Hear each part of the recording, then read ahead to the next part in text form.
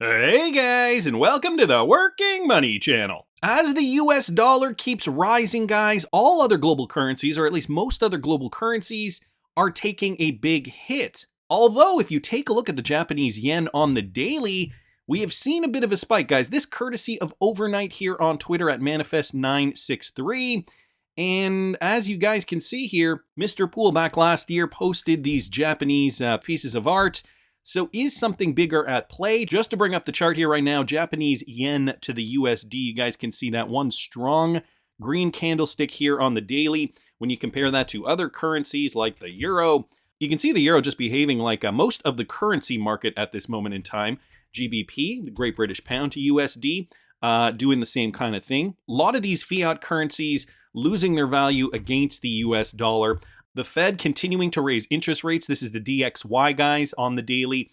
And you can see since about mid-2021, we have seen nothing but strength. The US dollar gaining momentum, bringing every other currency down. Now let's compare them to cryptocurrencies. Cryptocurrencies still doing their own thing. XRP right now trading at about 46.6. So, not too different from yesterday.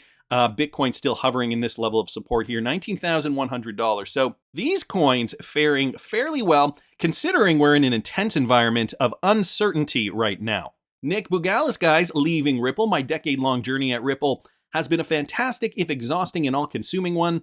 I got to work on a project that I love towards a goal that I believe in, but that journey will be coming to an end in a few weeks. So he is leaving Ripple, guys. And his parting tweet thread here to the XRP community, to his employer, leaving Ripple wasn't an easy decision, but it was the right one for me. To my fellow Ripplers, I wish you unbridled success.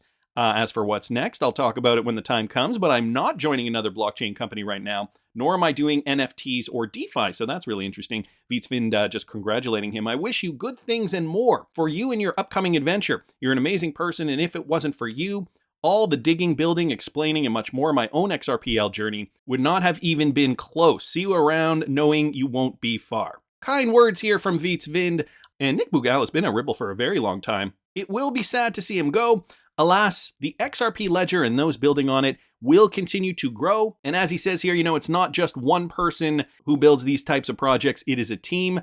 And the team continuing to build on the XRP ledger, obviously very talented, and will eventually get XRP adoption up to where it needs to be, guys. I saw this from Michael Branch. Bitso is the largest Ripple partner in the region. And guess what's happening with Bitso? Main XRP ambassador in Latin America, doubles its user base in the last year. So these guys, they're a Mexican cryptocurrency exchange and they're a Ripple ODL partner. They reportedly passed the 6 million user mark during the last year.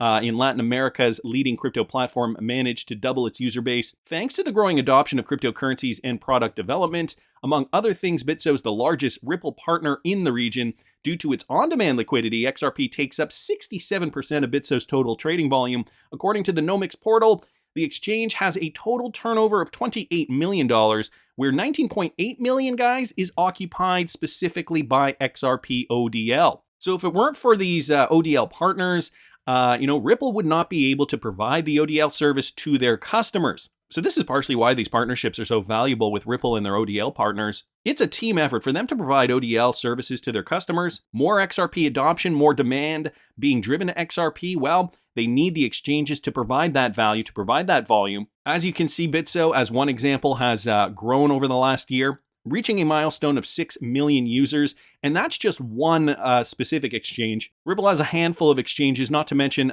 they do offer liquidity through other projects like Liquidity Pool, line of credit liquidity as well. I don't know if they use, they probably use the exchanges too for their services. So liquidity is the name of the game. Bitso obviously stating, look, we've been growing and the majority of our total trading volume is in XRP. That is great to know, considering a great reset underway as the Federal Reserve is working on introducing another 75 basis point rate hike at an upcoming meeting, guys, November 1st to 2nd. So the latest in economic news, Federal Reserve officials are working on introducing another 75 basis point rate hike at an upcoming meeting, again, November 1st to 2nd. In the last 3 meetings, mostly held in September, the Fed has hiked the benchmark for federal fund rates by 75 basis points on each occasion.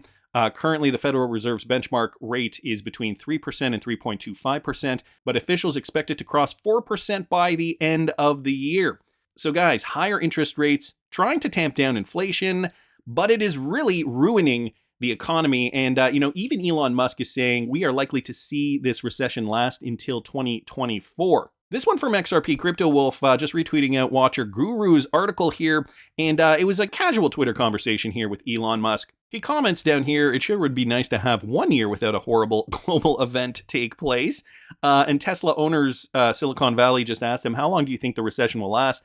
Elon Musk jumped in to respond here, just guessing, but probably until spring of 2024. So we can see, guys, as interest rates rise, it's killing small businesses, killing the average person who has a debt, payments on mortgages, that being a big one. But if our calculations are correct, and from our understanding, the powers that be want to actually tear down the current system, this is the way they're doing it. It's a bit of a slow bleed. It's taken a few years, and they have to do it under the disguise of, oh, well, look at what's going on in the world. These are all the reasons why we have to do this. Well, if you believe in some of the C theories, you probably know why this is happening the way it is happening. Fact of the matter is, we are in the situation we're in. The Great Reset is no secret. Marissa Kendra here, bringing us some interesting information with regards to the collapse of Tether and how that could actually be a clue as to when and how we're going to see this thing play out. So you remember Joe Biden said, or no, maybe it wasn't Joe Biden, but it was somebody from his administration said something along the lines of, the stablecoins, these are going to be the cryptocurrencies. They try to kind of blanket everything under one blanket to make it easy for the layperson to understand. These are going to be the ones that we are going to regulate first. Isn't it interesting how people in power know how to call it? Mark Cuban said this back in September of 2021. Stablecoins will be one of the first ones to get regulated. Fast forward to mid-2022, and that's exactly what happened. As U.S. regulators narrow their focus on cryptocurrency markets, billionaire investor Mark Cuban predicts that stablecoins will be the first to get regulated. Did he predict it? Or did he know it was going to happen and was giving this opinion to make himself sound smart? Why, he says, the variance in the definition by product. He tweeted on Thursday, stablecoins are cryptocurrencies that are meant to be pegged to a reserve asset such as gold or the US dollar to keep their value stable. But what is a peg? What is the algorithmic stablecoin? Is it stable? Do buyers understand what the risks are? Cuban tweeted. So here's just a couple of tweets. Any discussion of crypto regulation has to start with the facts that there are already laws against fraud and that crypto is not monolithic. There are many layers to crypto. Here are my thoughts, and all are subject to change as I learn more. Stablecoins will be the first to get regulated. Why? That variance in the definition by product. What is a peg? And then he talks about the peg, right? The algorithmic stablecoin. Is it stable? Do buyers understand the risks? What else needs to occur? Cuban noted that his thoughts are subject to change as he learns more. And it seems cryptocurrency payments used in ransomware attacks might be the first to be targeted by U.S. lawmakers. Down here, stablecoins have indeed caught the eye of U.S. lawmakers, a potential threat to financial stability. So there's also that issue. The stablecoin that anybody who has cryptocurrency can dump their value in, even if it's not backed by anything, even if it's a coin that belongs to a questionable company, i.e., in Tether's case, there's also the issue of not just a central bank digital currency, but the U.S. wanting to have control over which digital dollar is utilized not just for retail, but also for institutional use and enterprise market solutions. So there's a lot of moving parts here. I can see the reason why. I mean, it makes sense. There are a lot of reasons why they are saying this. Mark Cuban, quote unquote, predicted it back in September of 2021. And then by mid-2022, we finally got a verdict on that. Oh, and I didn't even mention the issue of dollar dominance and how, U.S. pegged stablecoins or stablecoins pegged to the U.S. dollar would in fact put U.S. dollar dominance as a global reserve currency, or rather be a threat to that. So stablecoins were going to be the first to be regulated in the United States. And Tether has been in regulators' crosshairs for a while now. I did a video on Tether last year, and I'm not going to lie, that particular stablecoin is shady for several different reasons. I'll link the video up here if you guys didn't see it. But Marissa Kendra here, linking the collapse of Tether, looking at this as an analogy of the sinking of the Titanic, and guys, tying it all together with certain tweets that have been in front of our faces this whole time. We've seen comms about how the market will tank and drag other altcoins with it, but those that are untethered will eventually float again. Ripple Crippler clued us in that Tether may be our Titanic 922. Here's one from CZ Binance. When the Titanic sinks, little floats near it and get dragged down too, but the floats will eventually come back up if they are untethered.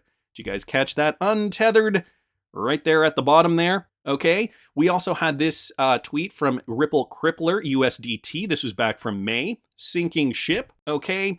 Then we have Ripple Crippler here. I am a guide in the night. 11th of May, things will be foretold. Please tread lightly, play the game accordingly. Carrots dangled at dinosaurs. I have been here before.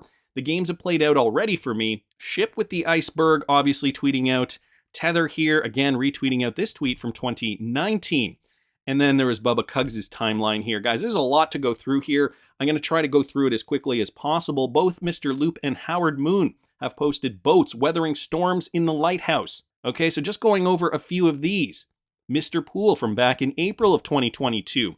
We've got another Mr. Pool tweet here from March of 2022. And if you guys remember the first phase of this crypto collapse, Celsius Network and Terra Luna all happened in and around that time. So this could in fact be part of the same storm that we as crypto holders have to weather before the prices rise again. Okay, Howard Moon here from July of 2021. All this ship imagery, XRP Standard Productions, the lighthouse was then a silvery, mystery-looking tower with a yellow eye that opened suddenly and softly in the evening. Now James looked at the lighthouse. He could see the whitewashed rocks, the tower stark and straight. So we got the tower imagery, the storm imagery, the boat imagery. In addition to Riddlers, lifeboat comms were found across several sources in the first half of October, indicating where we were on the timeline and future events. Okay, Bitcoin Magazine. Bitcoin being the lifeboat, again from October, just from a few days ago, the 16th of October 2022. We also have this from Zero Hedge, the dollar, safe haven or leaky lifeboat. You guys can see the theme continuing here from October 2022. How about Christine Lagarde from the ECB? From October of 2020, keeping the boat steady is even more important in turbulent waters. I told Harvard IR how supporting the economy has very much been the role of the ECB's extraordinary measures during this pandemic. And then down here, guys, of course, there is the Credit Suisse event that has been unfolding. I did a two-part video on that. I'll link the first part up here if you guys didn't catch it. This is once-in-a-generation change. When the tide comes in, all our boats, TradeFi and DeFi, will rise. So these are all things that have been posted relatively recently. Some have been posted within the last couple of years. A while back, Elon Musk posted about Tesla Cyber Whistle. And then she mentions Rose in the Titanic, who was also blowing a whistle. Now, Titanic is actually one of those movies that I've never seen. I made a point in 1997 never to watch that movie ever. I don't know, it was just kind of a weird thing. It was so popular and I was a teenager and very against the mainstream. So I was like, no, I'm never going to watch that movie ever. I don't know, maybe I'll sit down and watch it one day. Elon Musk here, blow the whistle. Okay, the Tesla whistle from November 2021. Also, give a little whistle from Elon Musk, a tweet here from him. See the connection. Did anyone catch the significance of the Daily Star comparing Liz Truss's length as PM to lettuce? I see where she's going with this. More importantly, iceberg lettuce. Planned her 44 days in office was the connection to the Titanic, iceberg, and eventual fall of Tether.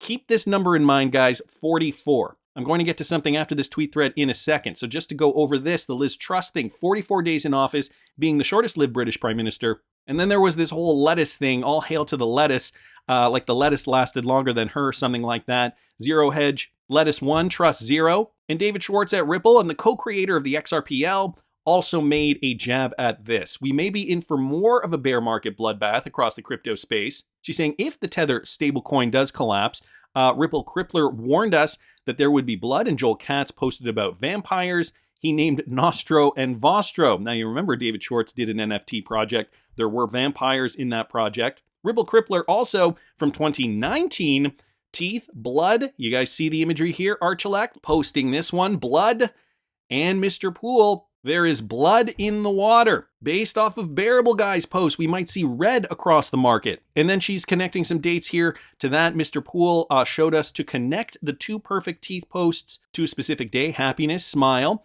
So there was the Mr. Pool teeth post. Of course, we did get this tweet from Bearable Guy back in November of 2020. You guys see the similarities there, and I did a video on this specifically. We'll see if I can try to find it, and I'll link it up here for you guys. There was a reason why Bubba Cugs posted dentists, vampire fangs, and tooth fairies. There's actually 2 National Tooth Fairy days celebrated annually, August 22nd and February 28th. So there's the tooth imagery as well. And again, a very lengthy tweet thread. It's a lot of information to digest. More connections to that. Dental fact, did you know canine cuspid teeth are also called eye teeth? And guys, the Archelect eye tooth here, a lot of these tweets are from this month to October 2022, which gets me interested. Another one from October 2022, the eye teeth. And of course, the infamous eye teeth from Bearable Guy. Also, fun fact, Marissa Kendra is a dentist, traveling the world one continent at a time, so she must know something about eye teeth. Canines are called the cornerstone of the mouth. So bringing it back to stablecoins like Tether, okay, they're pegged to an asset, in this case the US dollar. Mr. Poole has shown us a nuclear explosion, which looks similar to Tether's logo several times. This is a tweet from Arcollect, again another one from October 2022. So guys, I'm thinking these riddlers very active in the month of October 2022 specifically, with all this imagery pointing us to Tether and the imminent collapse of Tether. CZ Binance actually also, bringing it back to CZ Binance actually, nothing is stable, he says, and push crypto adoption. In another tweet, again too from October of 2022, Mr. Poole posted this is from April, the skull imagery. I found this video of Arthur, another one from David Schwartz here. Tether just celebrated its 8th birthday. And then there was the Marvin Gaye reference, guys. If you don't remember, Marvin Gaye was one of the original riddlers in the XRP community years ago now. He makes a reference to Let the Balloon Go. What a nice day, but look at the dates here. Marvin Gaye referenced letting his balloon go on April the 6th. 2 years later, on April the 6th, 2021, Brad Garlinghouse and Bearable Guy tweeted about what a nice day it was. This is when we got some good results from the XRP lawsuit. Both Bearable Guy and Brad Garlinghouse, whose initials coincidentally are BG, posting the same thing. Speaking of 922 days, the Titanic sunk on April the 15th, 1912. And then adding some numerology in there brings us back to September 22nd, maiden Voyager from the UK to the US. It all starts in London, waiting for our 922 day and Tether's ultimate collapse for our untethered float to the moon. And again, back with this original tweet from CZ Binance, when the Titanic sinks, little floats near it get dragged down, but the floats will eventually come back up if they are untethered, guys. When money is untethered from reality, you wind up in a clown world. And guys, this all brings us back to a likely recession continuing through, the Fed continuing to raise interest rates. And remember when I told you, keep in mind the number 44. M13 here also posting this on Twitter. And we have this clip, guys, potentially predictive programming. Now, I'm not going to play you guys the clip for copyright reasons, but I am going to read you the subtitles. Take a look at Mulder and Scully here. And it goes as such: the other shoe is waiting to drop. He says it probably will be on a Friday. The banks will announce a security action necessitating their computers will go offline all weekend. Digital money will disappear. They can't just steal your money, followed by the detonation of strategic electromagnetic pulse bombs to knock out major grids, what will seem like an attack on America by terrorists or Russia. I will link this clip in the description of the video if you want to watch the clip for yourself. Cryptomaniac here saying week 44 should be full of activities, exact gameplay for what will happen next. And week 44, guys, lands in and around this time, October the 31st to November the 6th. So is the major collapse imminent? I don't know if you guys have seen this Simpsons clip, and you probably know all about the Simpsons predicting the future. Listen carefully. Homer, we all know America's collapse is 3 months away, 6 weeks at most. Well, 6 weeks from September 24th is in fact week 44. So I've said it once and I'm going to say it again. Is Tether, guys, going to be the catalyst for the market to sink like the Titanic, but then rise like a phoenix from the ashes? I'm surprised she didn't put the Bearable Guy ship riddle in here as well, because that also fits right in. That's just my opinion, but I want to hear what you guys think. Please subscribe to the channel if you haven't already. Like the video if you like the content I'm providing. I always love hearing your comments. See you in the next one, guys.